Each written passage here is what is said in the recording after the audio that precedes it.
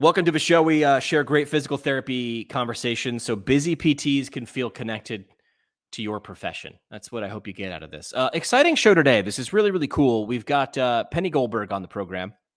Penny wrote a book about some topics that usually intimidate people, overwhelm them. A lot of times we ignore these things to our own detriment or to our own bottom line or our own safety. But maybe you should just lean into understanding these things. Penny wrote a book, and we'll dig into what it was, but really it's about documentation, billing, doing it ethically, safely, properly. And it might sound dry, but she makes it fun, and she understands this stuff so well that you actually understand this stuff. And isn't that the point of reading a book? I think it is.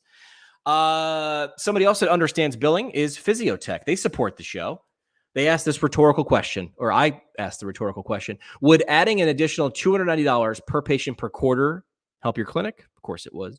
Remote therapeutic monitoring can do that. Find out how. They walk you right through it with RTM at physiotech.ca. That's physiotech.ca. Our friends at MW Therapy, they're due for another episode coming up. They deliver a modern all-in-one outpatient PT EMR with the built-in patient portal, marketing automations, and billing features you want at the value your clinic, your business deserves. MWtherapy.com, where switching your EMR is easy. And ATI just started supporting the show not long ago. Thanks for keeping us on the air, keeping me stocked up with new microphones because I break these all the time. ATI, one of the leaders in clinical research within the PT profession, with more than 900 of their clinics placing in the 100th percentile in CMS's MIPS program for the second consecutive year. Hit ATIPT.com if you want to join their team and jumpstart your new career. That's ATIPT.com. We kick off the show. I'm just going to give you a little hint. We're coming up in a second. We bring in Barry Manilow to the program. It's never happened before. Dig in.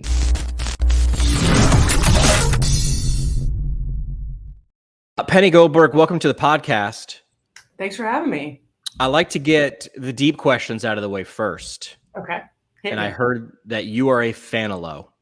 Oh, I am. My mom is the biggest Fanilow. So I can think all the way back to like being, 4 or 5 and like laying with my head on her lap while Copacabana, the movie, was on TV. And just refusing to go to sleep until it was over because I needed to know what happened. And it just kind of went from there. She used to make us listen to it on my way to high school. My best friend could also sing Can't Smile Without You. It's the go-to. I'm not a karaokeer, but it's the go-to karaoke song is Copacabana. Yeah. Like it just makes me happy, you know? Yeah.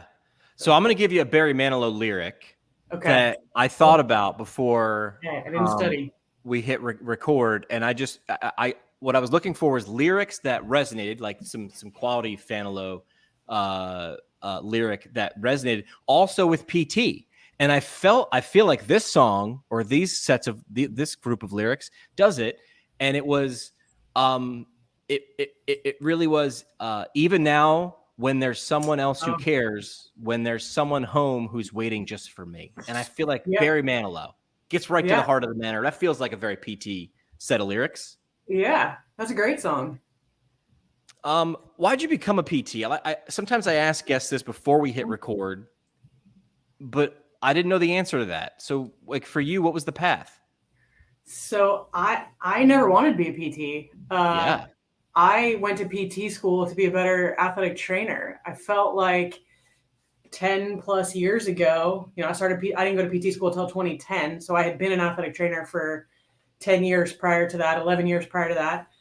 I went to PT school because I felt like the direction that athletic training was going was towards rehab coordinators being outside of the baseball space. It's really just been baseball that has that position.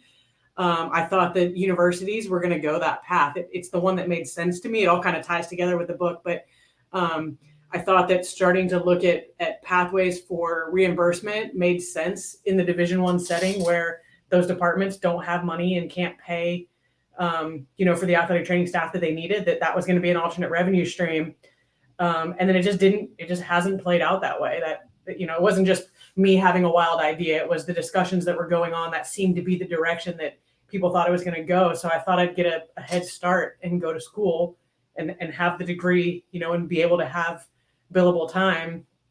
But I always intended to finish PT school and then go back into the athletic training world, and athletic training just isn't where I thought it would be. And, some just different pieces along the way fell into place where I was like, I actually like being in the clinic and I don't mind having my weekends off. And, I have a lot to learn from these people who don't know their bodies as well, don't know exercises, don't know training. And now I think that, that piece of like how to coach exercise, how to coach interventions in someone who has no idea what a pelvic tilt is. They've never heard that word before. They've never thought about where their hip bones are in relation to their knees or their ankles or anything else, has really been kind of humbling. And also, it's super valuable. Yeah.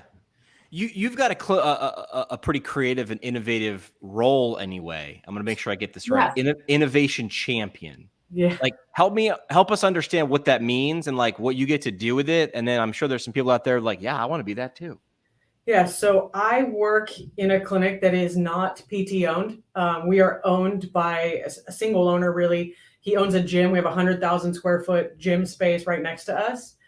And his passion is teaching business to everyone else, right? So if you come in and you work on the gym side of things, he wants everyone to feel like they can run their department and they can run any other department. He calls it integration. And so then the person that he put in charge of the clinic is also on that business side of things. He came up in the gym world. He was a sales counselor.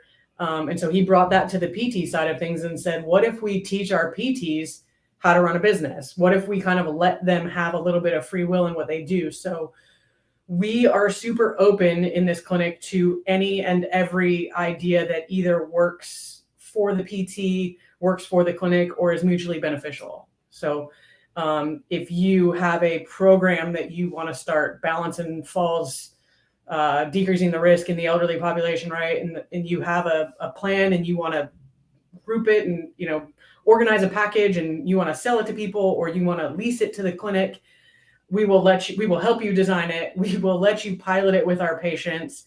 We'll kind of work with pricing models and how you want to get paid. And then when you leave, you take it with you. So it's pretty neat.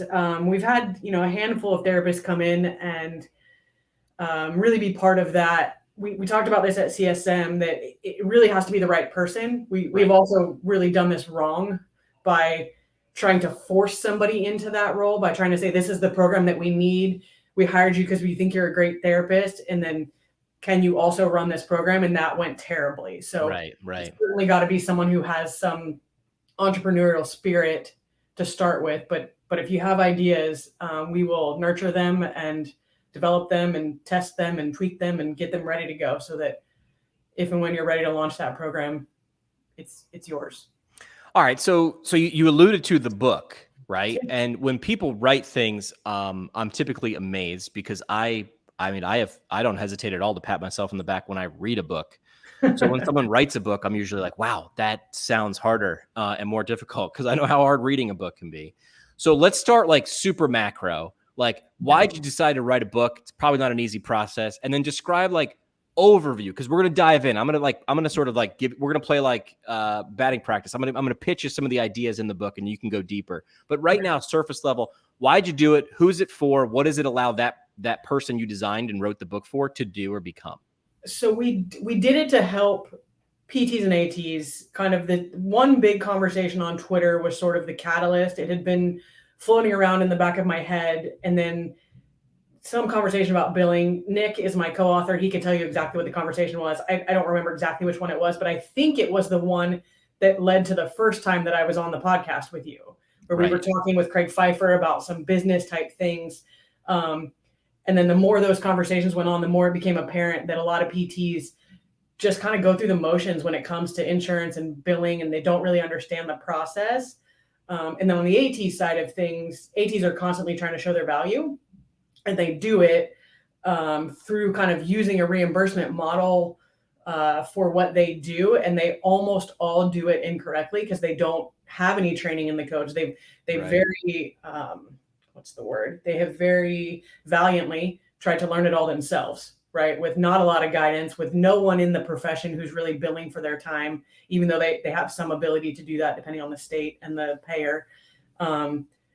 And so it was like, what if we just put together this book that was kind of all the things that we're teaching students over and over again, that also would benefit athletic trainers, that also could help new grad PTs. And this is what we ended up with. Love it. All right. So we've said, I just realized we've said the book multiple times. I'm being a really great podcast host.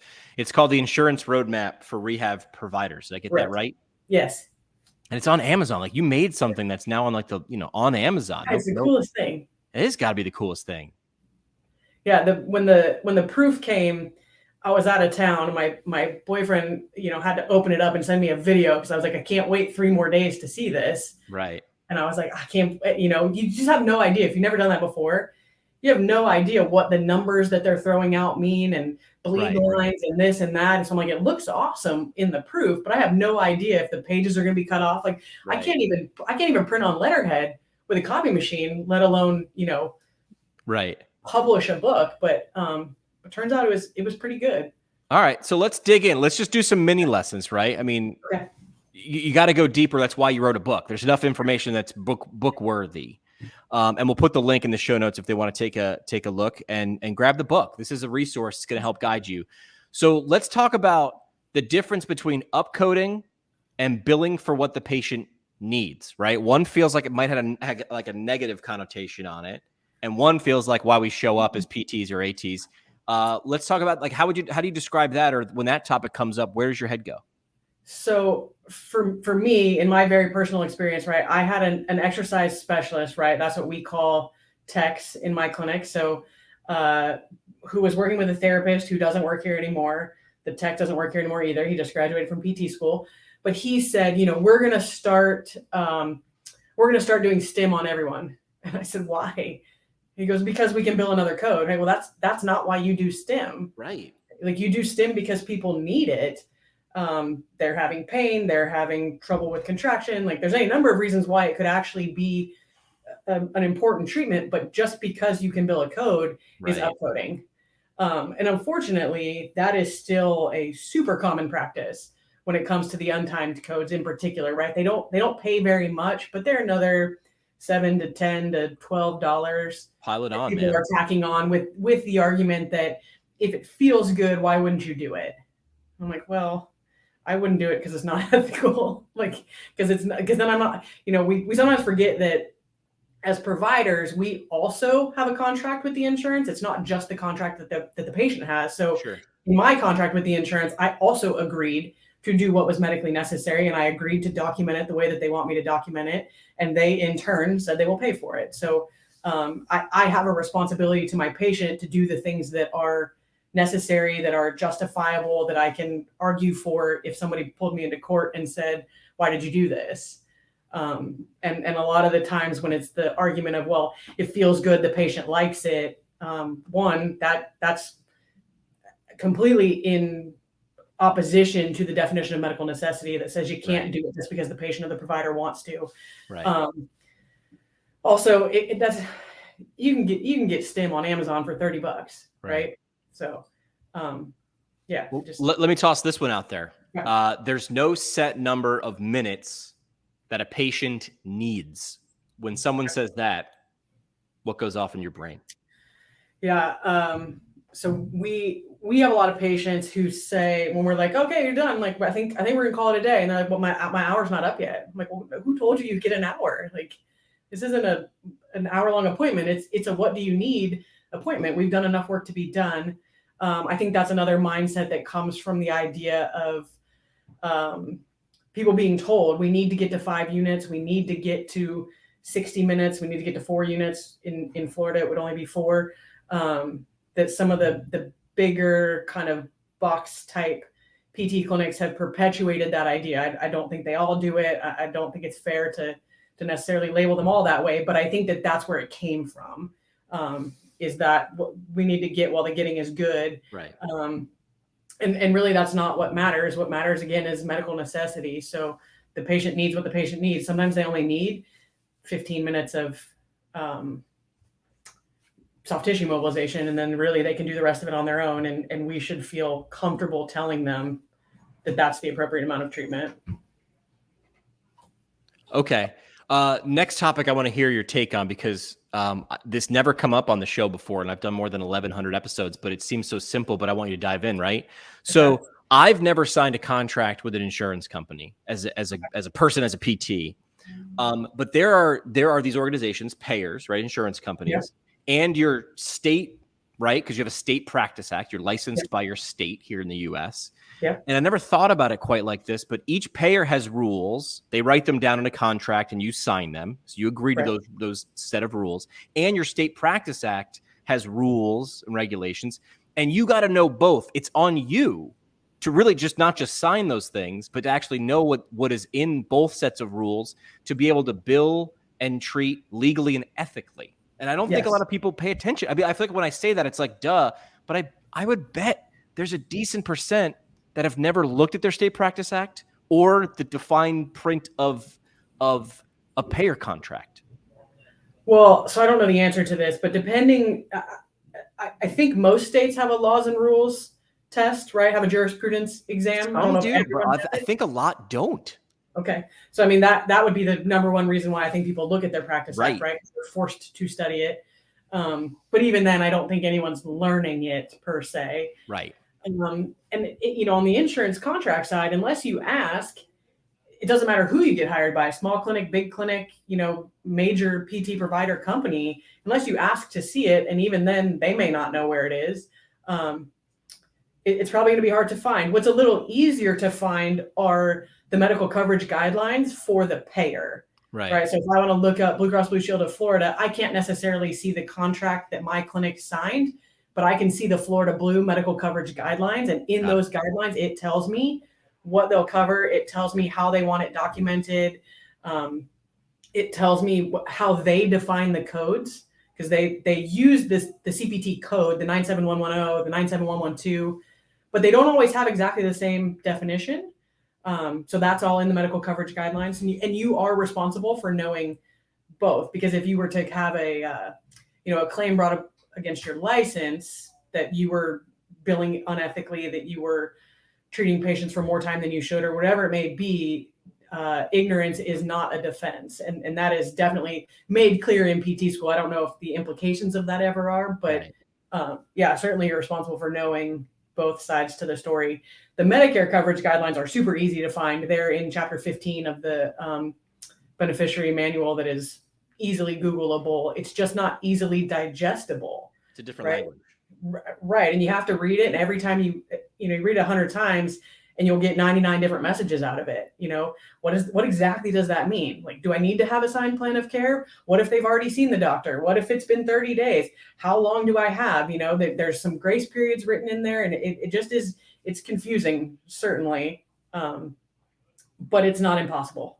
Yeah. And chances are people listening to this and other people's in our profession, in these two professions that you reference, PT and AT, this is not necessarily the reason we dove into these things, but they are still important. So that's where a book like yours comes in. It's like, listen, we're going to lay it out there for you, make it understandable.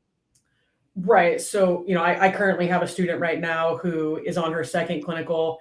At the first clinical, she didn't see anything about billing. They told her on day one, she wasn't ever going to see it. She wasn't going to learn it. So we've been talking about it. And in our discussion, a lot of times we have to say, I want you to put your business hat on and listen to what I'm saying. Now I want you to put your PT hat on and tell me what that means to you, right? Because you have to be able to understand both sides of the story to get why your boss is telling you what your boss is telling you versus trying to get done for the patient what the patient needs done. There's probably a third hat that is the insurance company's hat, right? Of what they're trying not to cover and how you can play their game a little bit, even though we don't like it, right? You can play their game a little bit to get things covered for the patient. Because at this point, as much as, we as providers don't like it, most patients are still accessing services through their insurance. We still live in a world where most people have health insurance and they're already paying huge premiums for it. So they want to use it when they need healthcare.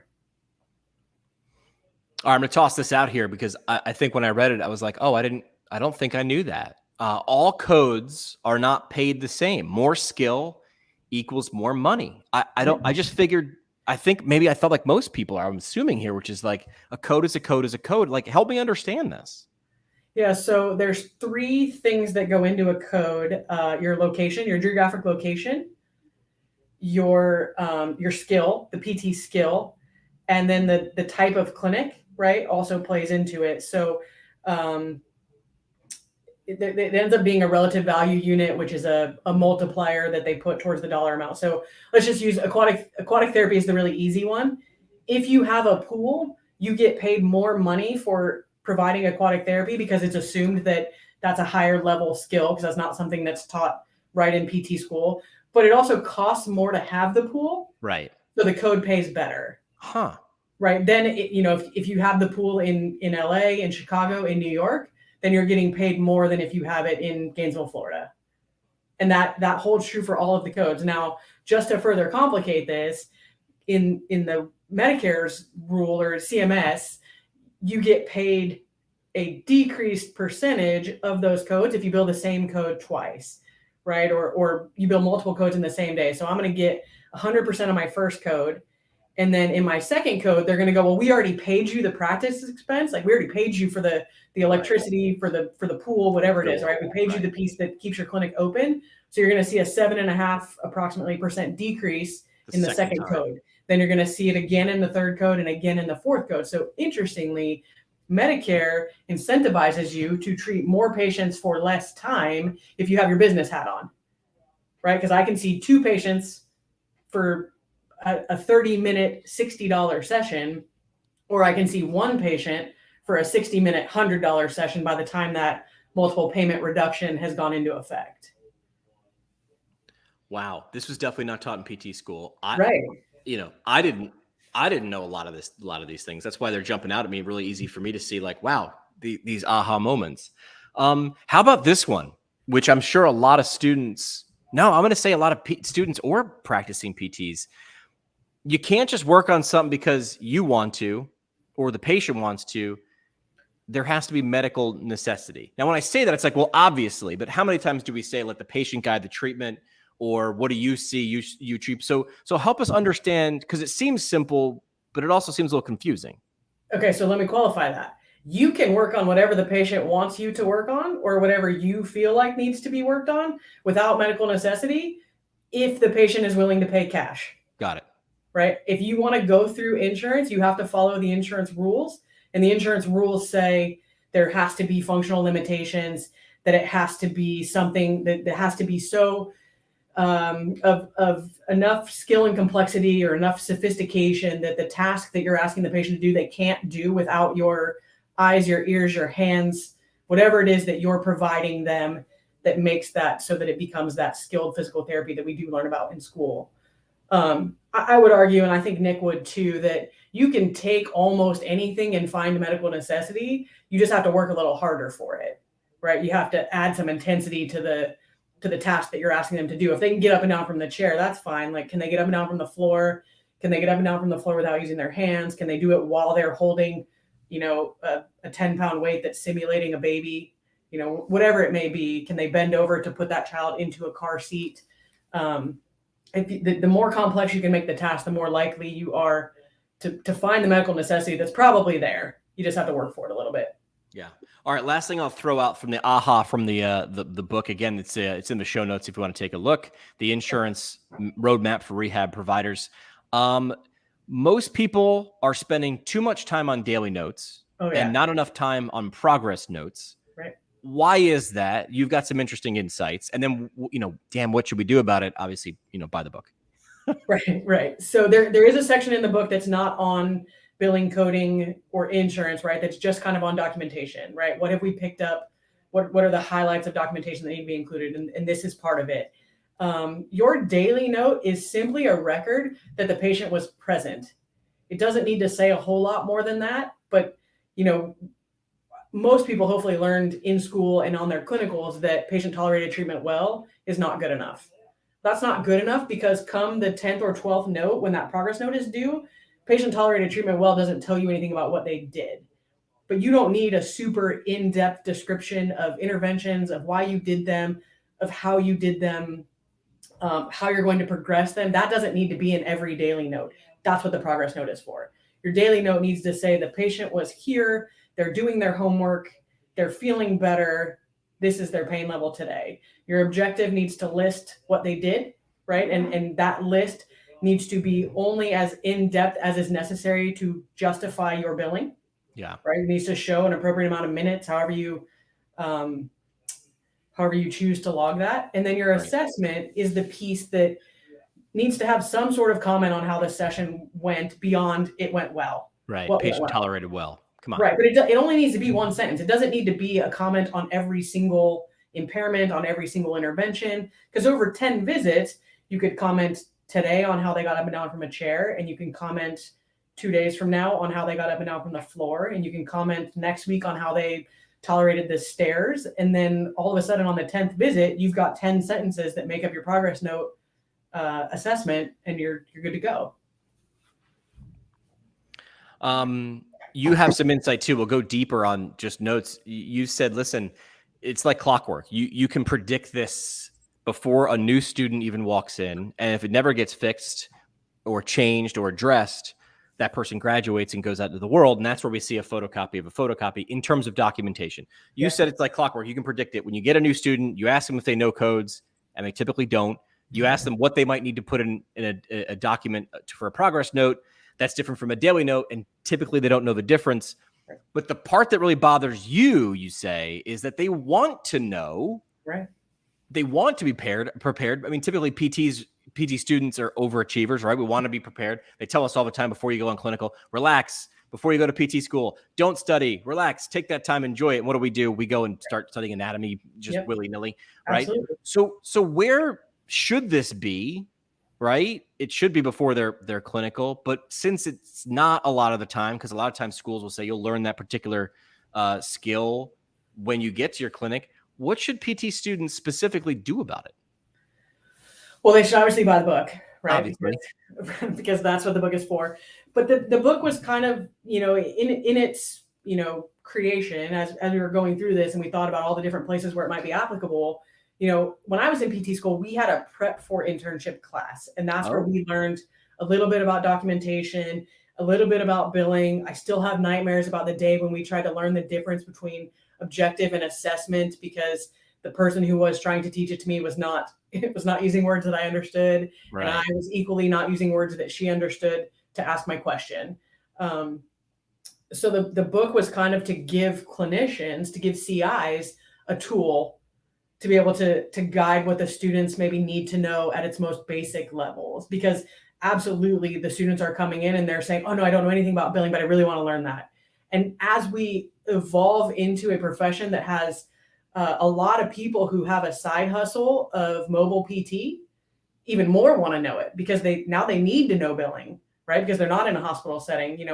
What I learned as a student was, I remember my CI distinctly saying, I just charge everyone 3 units of 97110. And I was like, okay. So then I charged everyone 3 units of 97110. And I went all the way through my residency, charging everyone 3 units of 97110. And no one ever questioned it. No one looked at it. No one cared. But if I owned, again, put my business hat on, if I own the business, if you're doing skilled therapy, I want you charging the correct code, because the higher the skill, the higher we get paid, right? The more we get paid. There's some very low-hanging fruit there when it comes to just actually billing for what you do, as opposed to kind of going through the motions, again, to use that same kind of terminology. So I think it should be in the prep for internship class. If that's not an option, I do think that most schools have a business course. And I think that there's room in the business course for not necessarily an in-depth look at insurance, but there's certainly room for a lecture or two on billing, coding, and documentation to support medical necessity. Yeah. Glad you did this. For my communications brain, I tell people all the time, this is what content is built for, right? And you created a book. There might be some students out there who don't like reading a book. So I hope you guys keep doing, you're doing a podcast interview about it, but we know what this is. This is us chatting about it, right? They want to get tactical. So I hope you guys keep going and create short videos or create podcasts or break it down into, graphics and take this information and share it, because this feels valuable, because I can go back to when I was a PT student. I can still feel that feeling in my gut when the topic of codes or documentations, I wanted to do it right, but didn't know how. I can feel that feeling in my gut of not feeling good or prepared. So the fact that you understand this and you wrote a book, that's a great, huge, giant step for mankind. I hope you keep going. So thank you. And obviously that you told me a couple months ago now at this point that you thought that's what we should do. And we had kind of already talked about it, but just to hold myself and Nick accountable, right? This student that I have right now, after the first day that we talked about billing, she goes, you should really make some YouTube videos of this with like you and a whiteboard. She goes, I would watch it over and over again. Be the Katie Porter. You know who Representative Katie Porter is? I do. Be the Katie Porter of documentation. I mean, I could sit there and watch Katie Porter all the time. If you don't know who Katie Porter is, like, just Google her. She breaks things down simply, which is a skill. Like, I mean, I was reading something recently about, you know who Alex Hormozy is? I don't know that one. So Alex Hormozy, essentially, I can't remember the name of his company for some reason right now, but he helps like gym owners like launch and scale. Okay. And he went from like literally, I think he said he had like $18 in his bank account, and now he's a bajillionaire, right? Yeah. And they broke down Alex Hormozy's videos and his presentations. And first of all, it looks like a gym bro. He's always wearing like a tank top, right? He's always wearing gym shorts. But that's sort of his audience, which is like, those are the people so he shows that I understand you because I wear the same things, right, and I talk the same way as you. He never uses large words, but he says a lot. Mm-hmm. And I feel like that's where some people screw up in getting to, because what you're talking about is coding, and there's nuance, and there's some depth there. You're talking about legal language, and what I think people fail, and I think you haven't failed, is you understand it so well, but you didn't try to show that off. You showed it, you didn't show it off. Well, thank you. So I hope you guys do keep going, because this is something, because when you can solve an emotional need, people tend to beat a path to your door, right? There's a reason Louboutin shoes sell a lot. It ain't footwear. It ain't because you can't find a cheaper shoe. That solves an emotional need, whatever that might be for someone who wears Louboutins, or I want to use this type of camera, or this is why I drive this type of car. It's an emotional thing. And I think you do that in a good way. It's not badge value, right? That like Louboutin has. You solve an emotional thing. Is I feel overwhelmed and underprepared. I want to be confident and competent. And you show up and you say, I've got a book, I've got a YouTube channel, I've got a podcast. I will teach you this 50 different ways, however you like to learn. And this is something that could, if enough people understand this elevates I'm not trying to get too grandiose here. I didn't write the book. I don't get a nickel.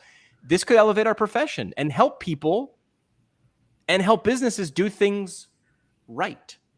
Right. Which is really where it comes from for Nick and I is, Nick he's treating a patient right now, but he would tell the story better. It was his wife that said something that kind of resonated with both of us, where they were having a conversation about the book and kind of, how it was selling or whatever. And she said something to the effect of, if you help one patient get better treatment, then you have accomplished your goal. And she's absolutely right. Right. If that's what it comes down to, if one PT reads it, if one student reads it and they understand something just a little bit better, so that something gets covered, so that the patient feels better, whatever that may be, then we've done our job here.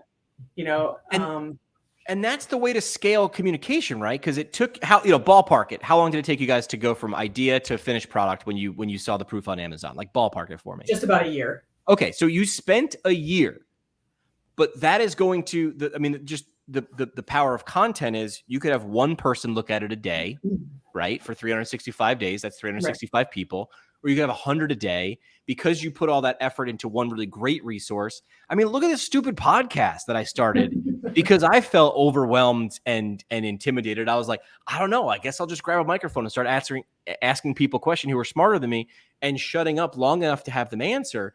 And like, I'm dumbfounded, and I used to run radio stations. I'm still dumbfounded how it can scale, how good information, how good work made well known can really help people. And it's pretty cool. I don't know. I'm getting, it gives me the heebie-jeebies. It makes all the hair on my arm stand up. I still get excited by it. Well, I told you we were doing it, and we are. So in a mutually beneficial situation, I agreed to give this student a daily billing example. Okay. So I have to do the work every day, and then she Good. has to give me her answer, and they are going to collectively become a Q&A. podcast, YouTube videos, right? And I'm, presenting things. Sometimes it's about billing. Sometimes it's, if we're doing a single leg deadlift, what's the difference in how you document it for therapeutic exercise versus therapeutic activity versus neuromuscular reeducation? And she likes going through it because, like you said, PT students are overachievers. So it's coming. We're trying to make this as grandiose as you feel like it can be. I'll use a quote from one of my favorite movies. It's a Mel Gibson movie called The Patriot, and he says, "Aim small, miss small," which is where some people creating content might be like, "I need to create the greatest resource in content, and I need to solve big problems, answer big questions." And I actually think that really great resources answer small problems and small questions. They might do them a lot. I don't think you should do 1,000 videos. I think you should do one video at a time, maybe for 1,000 days. But if you aim to do 1,000 videos, you'll probably fail, right? Because that's too big to lift. I want you to eat that elephant one bite at a time, because that's the way you can get it done. Yeah. And you do that, the world's going to beat a path to your door. Take that one thing you write down, make it a reel, make it an Instagram carousel, make it a post, make it a meme, and that stuff spreads because it's good information. Yeah. Cool. I appreciate the support. Go do it. And when you get there, just mention my name. That's all I'm asking for. Just a small nod. All right. Penny, are you ready to play 3 questions on the show? Do I have a choice? You do not have a choice. Okay. Then yes, I'm ready.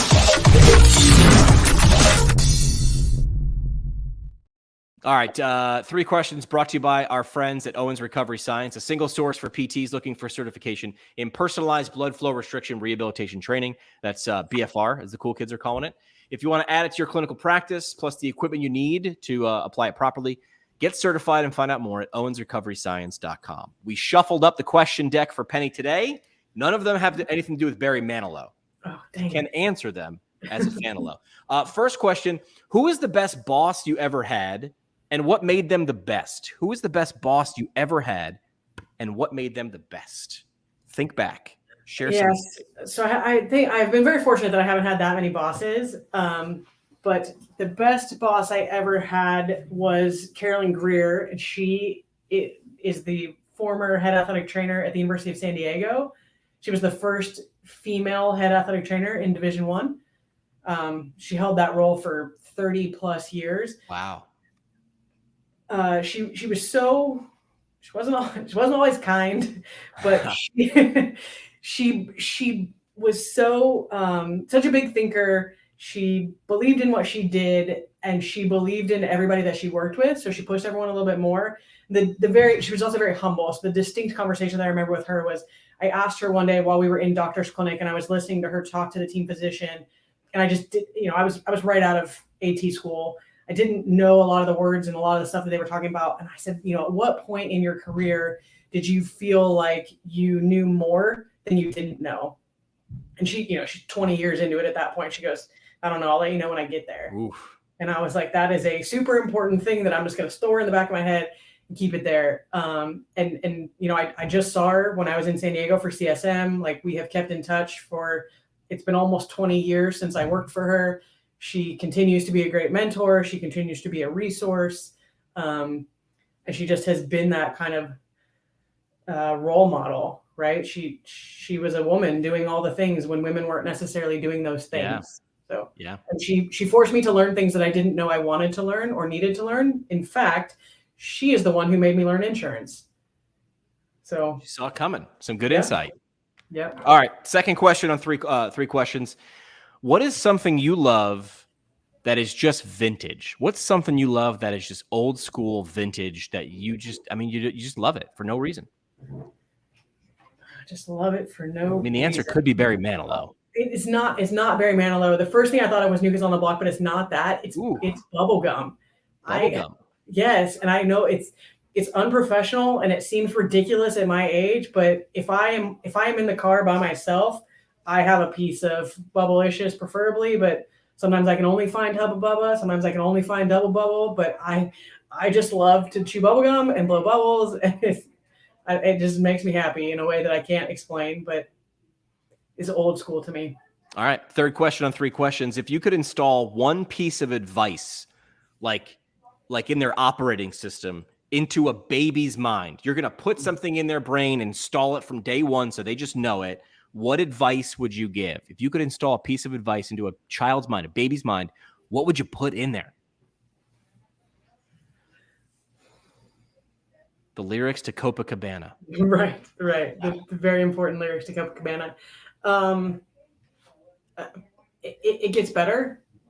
Okay. I think would probably be because I think that applies to dang near every situation I can think of. Yeah.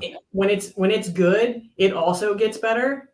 But when it's bad, that's even more important to remember, right? Like this is not the best it will ever be. It's not the worst it will ever be. If you're lucky, your life, will be a mix of the two. Well said. Yeah. The book is available on Amazon right now. Again, the title is The Insurance Roadmap for Rehab Providers. Check the show notes and the description of a YouTube video for a link to that. Penny, thanks for doing what you do. I think that you're creating a great resource for people to learn. Now, the last thing we do on the show is called the parting shot.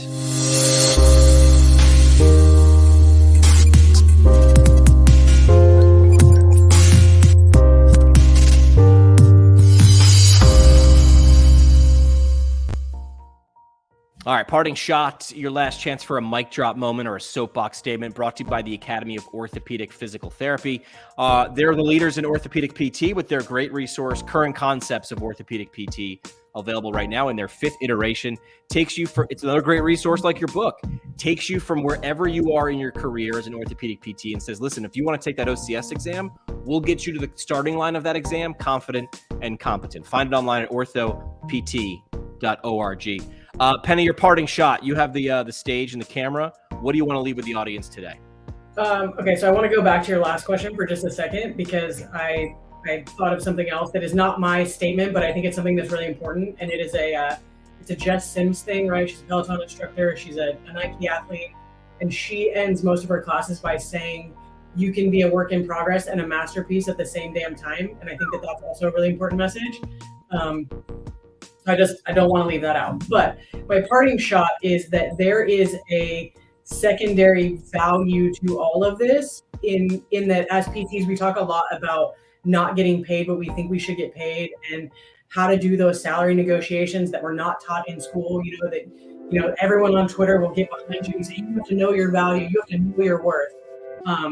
I think if you can word out a little bit over the numbers, over billing and reimbursement, and how many units you're billing and knowing the codes, you can go into some of those meetings with higher ups, right? Your boss, your supervisor, whoever it is, and say, this is the reason why I should make more money, right? I know how much I'm making for this business. I know what my value is to this business because I can see the numbers, I can run the numbers. And I think it just gives you a leg to stand on when it comes to salary negotiations, performance reviews, things like that. Yeah, knowing your worth is one thing, also improving your worth. And that's right. And a lot of times it's what you know. Right. We happen to be in a world where we have actual data that shows us what we are worth to a business without any of the extra stuff. So absolutely talk about the other stuff too. What else do you know? Talk about your soft skills, your therapeutic alliance, all those things that are incredibly important. Yeah. If you can back it up by saying, I also bill $2,500 a week, $3,500 a week, whatever it may be, knowing what the goals are for the business, right? You can see where you fit into that. Yeah. I think it's super valuable. My boss would tell you he absolutely wants a therapist who comes in and says, this is what I've been doing previously.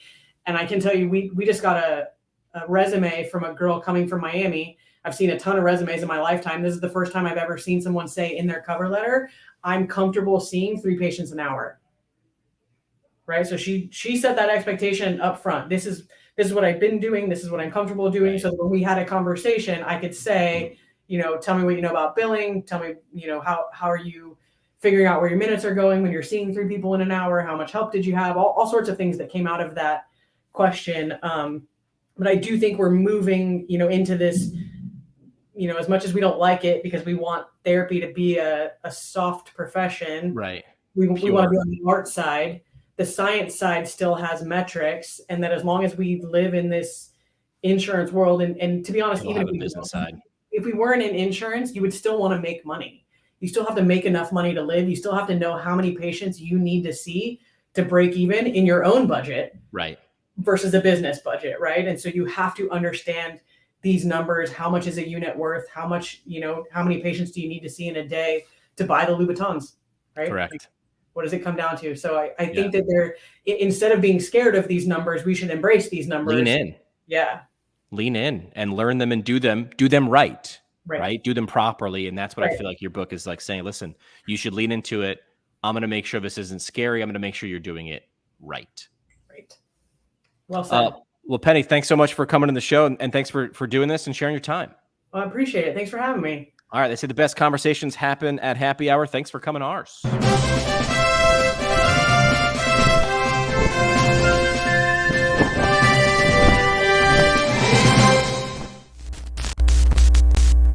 Like what you hear? Tell a friend or leave a review on iTunes or Google Play. The show today is brought to you by the Brooks Institute of Higher Learning, an innovator in providing advanced post-professional education. The Brooks IHL offers 7 on-site PT residencies, including orthopedics, women's health, geriatrics, pediatrics, sports, and neurology, as well as a neurologic OT fellowship, a competitive OMPT fellowship, and a speech therapy clinical fellowship. Therapists that complete a residency or fellowship through the Brooks IHL will markedly advance their knowledge and skills in a specialty area of practice. Learn more about how a residency or fellowship can help you advance your professional development at brooksihl.org.